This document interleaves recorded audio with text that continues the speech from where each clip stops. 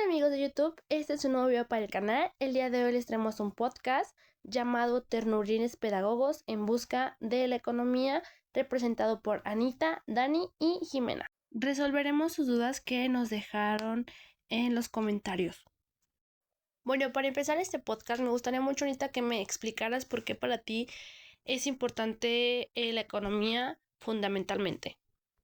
La economía es fundamentalmente una forma concreta de pensar sobre el mundo y sus interrelaciones. Se puede aplicar a casi cualquier situación que afecte a individuos, empresas y gobiernos. Es una forma de reflexionar que expresa respecto por la evidencia empírica, logrando una comprensión intelectual, no solo de los fenómenos sociales, sino también ofrecer instrumentos y estrategias a la política que hagan que la sociedad funcione mejor. El economista profesional puede utilizar las herramientas provenientes de las ciencias duras para aislar cuestiones particulares y a partir de ahí obtener nuevas ideas, pero fundamentalmente debe ser capaz de expresar sus resultados a una audiencia más amplia, o sospechará que, de hecho, no le entiende ni a él mismo.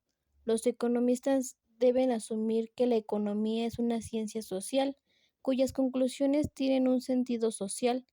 Por tanto, la economía es un camino de comprensión de cualquier faceta de la naturaleza humana y uno de los caminos más ilustrativos dado su riesgo analítico.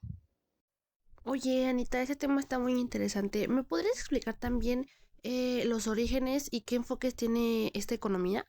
Los orígenes de la economía de la educación y los diferentes enfoques se encuentran claramente desarrollados por Arjona, Tapatá, Maradona y Sánchez.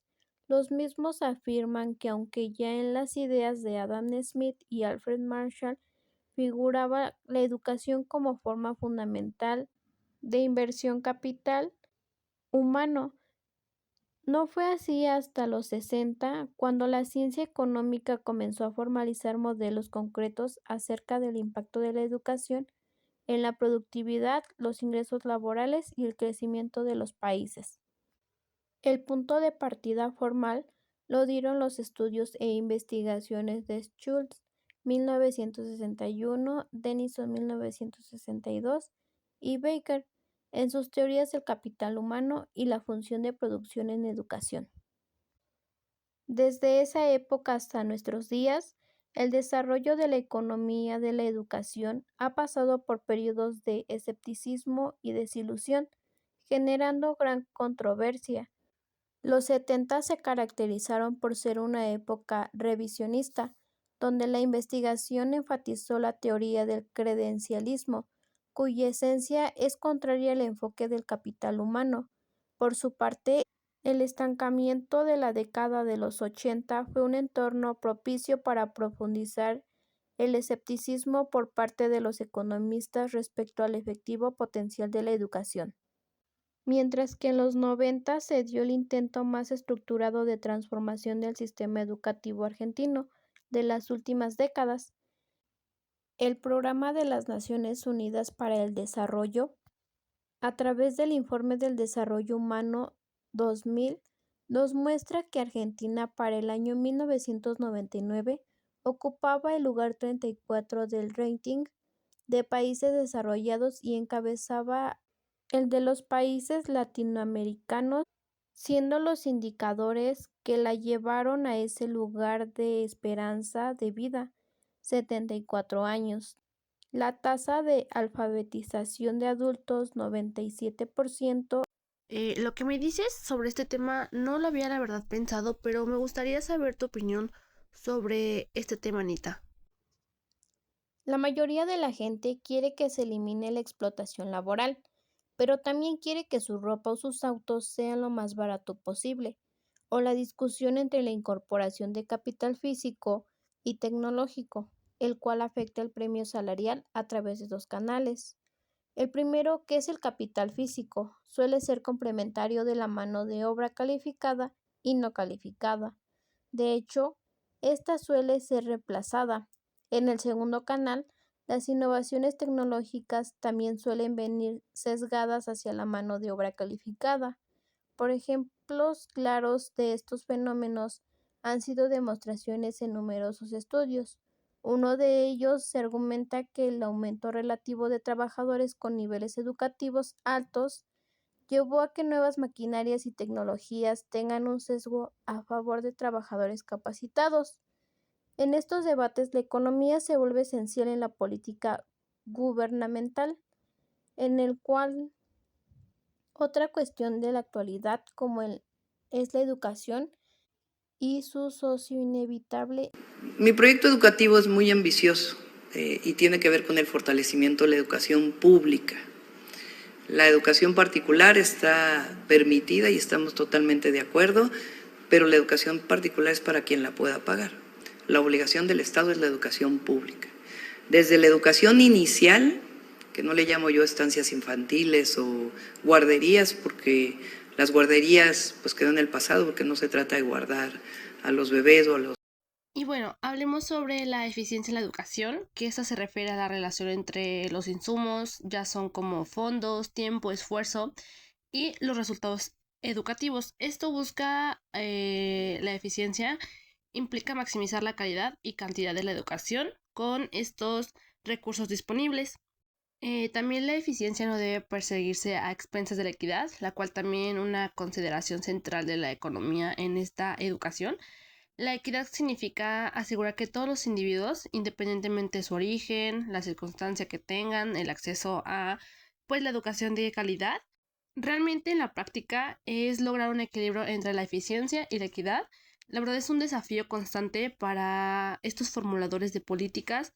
Los mercados educativos pueden sufrir varias fallas en el mercado, incluyendo la información asimétrica, externalidades y selectivas adversas. Y bueno, como para que no se me confundan, la información asimétrica es cuando estudiantes y padres pueden no tener la información necesaria para la toma de decisiones informadas sobre esta calidad de información. Bueno, las externalidades son los beneficios de la educación. Estos no se limitan al individuo educado. La sociedad en su conjunto se beneficia de tener ciudadanos más educados. Y pues no suena tan bonito porque los individuos o familias pueden no considerar estos beneficios sociales al tomar las decisiones educativas. Y bueno, en esto también tiene que ver la selección adversa y el riesgo moral que existe en la sociedad. En algunos mercados educativos, especialmente donde hay una gran oferta de proveedores privados, pueden surgir problemas de selección adversa y pues este riesgo moral donde las instituciones de baja calidad pueden atraer a estudiantes o donde los estudiantes no se esfuercen lo suficientemente debido a la garantía de que tengan un título. La verdad que esto no solo incluye un análisis de cómo funcionan estos mercados y sus fallas, sino también el diseño e implementación de políticas y regulaciones que aseguren que la educación contribuya de manera óptima a este bienestar. También tiene mucho que ver la relación entre el capital humano, el desarrollo económico, que este es un tema central en la economía de la educación. Las inversiones en educación son cruciales no solo para este bienestar, sino también para el desarrollo económico, social de un país. Sin embargo, la educación, para que contribuya efectivamente al crecimiento y la equidad, es fundamental considerar la calidad, que sea accesible y esta pertenencia a la educación proporcionada. Y bueno, estos sistemas educativos se enfrentan a una serie de desafíos futuros que requieren una cuidadosa consideración de esta economía, como es, por ejemplo, la equidad del acceso, que tiene que asegurar que todos los individuos, sin importar su ubicación, y situación económica sobre todo tengan acceso a una educación de calidad, la calidad y pertenencia, adaptar los currículos y métodos de enseñanza para que sean relevantes, la adaptación al cambio climático también tiene mucho que ver en esto, integrar la educación para el desarrollo social y preparar a los estudiantes para vivir y trabajar en un mundo afectado con estos cambios que se viven día a día. Y bueno, esto más que nada, la economía de la educación enfrenta una variedad de desafíos emergentes y futuros que requieren soluciones innovadoras y adaptativas. Y bueno, Dani, dejando estos conceptos en claro, ¿me puedes explicar cómo el gobierno, qué relación tiene con la educación y esta economía?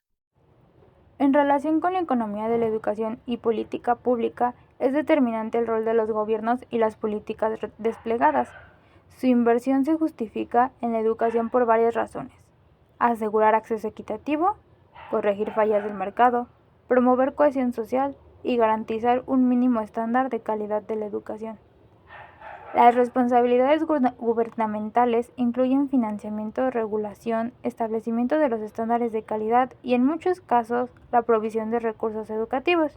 Las políticas educativas pueden tener impactos económicos significativos. Por ejemplo, políticas que incrementan el acceso a la educación pueden mejorar la fuerza laboral y, por lo tanto, el crecimiento económico. Las políticas de educación temprana pueden tener retornos económicos particularmente altos al establecer una base sólida para el aprendizaje del futuro. Otras políticas pueden estar dirigidas a mejorar la calidad educativa, promover la educación STEM o aumentar la tasa de graduación de secundaria o universidad. Cada una de estas políticas tiene implicaciones para la productividad individual, la equidad social y el desarrollo económico. Ok, ¿y el financiamiento aquí qué tiene que ver? El financiamiento de la educación enfrenta varios desafíos, incluyendo 1. Sostenibilidad. A medida que los costos de la educación aumentan, muchos sistemas luchan por mantener niveles adecuados de financiamiento, sin sobrecargar a los estudiantes o a los contribuyentes. 2. Equidad. Garantizar que todos los estudiantes, independientemente de su origen socioeconómico, tengan acceso a una educación de calidad es un desafío constante. 3. Eficiencia. Asegurar que los recursos se utilicen de manera efectiva y que contribuyan a una mejor calidad educativa. 4. Adaptabilidad. Los sistemas de financiamiento deben ser capaces de adaptarse a cambios rápidos en el entorno social y económico, como los avances tecnológicos o las crisis económicas. En conclusión, el financiamiento de la educación es un componente crítico de cualquier sistema educativo. Requiere una cuidadosa consideración de cómo se generan y asignan los recursos para apoyar los objetivos educativos de la sociedad, al tiempo que se asegura la equidad, la sostenibilidad y la calidad. Los debates sobre el financiamiento educativo son fundamentales en la fundamentación de políticas, ya que reflejan valores más amplios sobre el rol de la educación en la sociedad y quién debe cargar con los costos de proveerla. La educación tiene varias fuentes de financiamiento que permite generar, asignar y utilizar los recursos económicos para sostener los sistemas educativos. Y existen varios modelos. 1. Financiamiento público. La educación es financiada principalmente por el gobierno a través de impuestos. Este modelo busca garantizar la accesibilidad y la equidad entre el acceso a la educación. 2. Financiamiento privado. Incluye colegiaturas pagadas por las familias, así como inversiones de empresas en formación para sus empleados.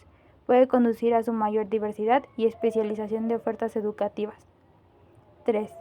Modelos mixtos. Combinan financiamiento público y privado, buscando equilibrar la accesibilidad y la diversidad en la oferta educativa.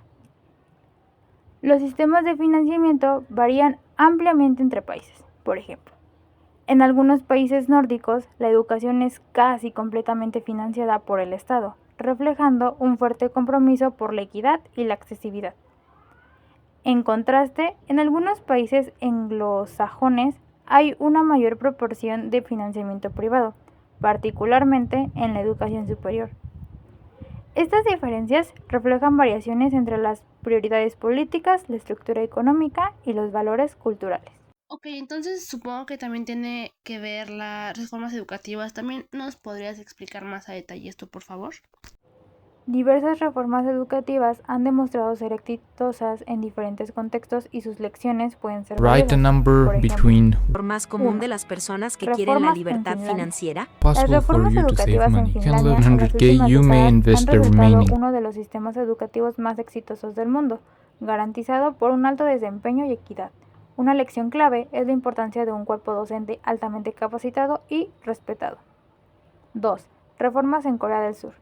El rápido desarrollo económico en Corea del Sur se ha atribuido una parte de su inversión en educación, con un énfasis particular en la educación superior y la educación en ciencias de la tecnología. 3. Iniciativas de educación temprana en países como Nueva Zelanda. Estas iniciativas han mostrado cómo la inversión en los primeros años de vida pueden tener impactos duraderos en la trayectoria educativa y socioeconómica de los individuos. Estos y otros ejemplos destacan cómo las políticas educativas cuidadosamente diseñadas e implementadas pueden tener impactos económicos y sociales significativos. Es así como la intersección de la economía de la educación y la política pública es fundamental para el desarrollo y diseño de la implementación de sistemas educativos efectivos y equitativos. Se requiere una comprensión profunda de los vínculos entre educación y economía, así como un compromiso con la equidad y la calidad.